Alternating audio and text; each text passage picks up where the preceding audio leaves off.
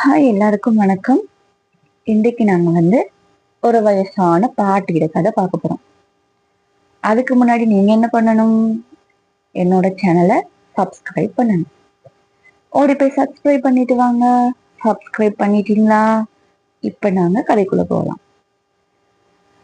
அது அக்பரோட நகரம். அங்க ஒரு வயசான பாட்டி இருந்தாங்க.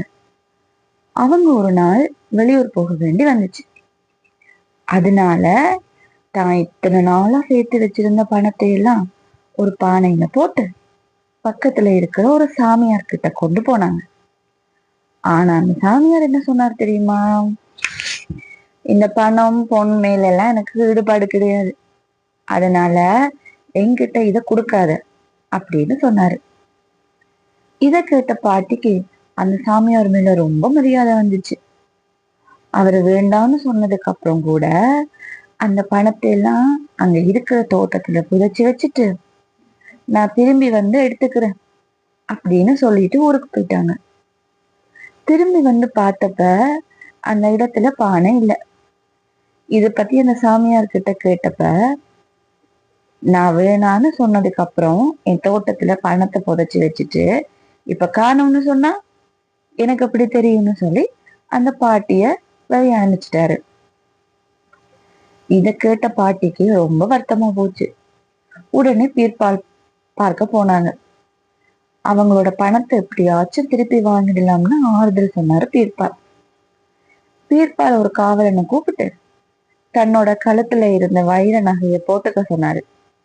அவன் போட்டதும் அப்புறமா நீ நேரா அந்த பாட்டி சொன்ன சாமியார்கிட்ட போய் அவர்கிட்ட நான் வெளியூர்ல இருந்து வைர நகை ரொம்ப விலைமதிப்பு, இத பாத்துக்கோங்கன்னு சொல்லி அனுப்பிச்சாரு.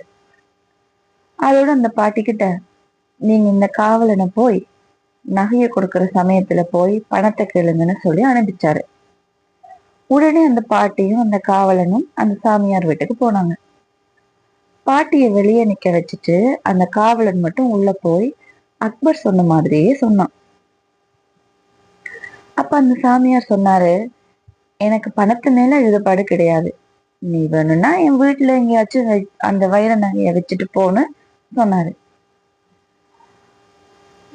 அப்ப அப்படி சொல்றப்ப அங்க பாட்டிய பார்த்ததும் திகைப்பாயிடுச்சு அந்த திருட்டு சாமியாருக்கு.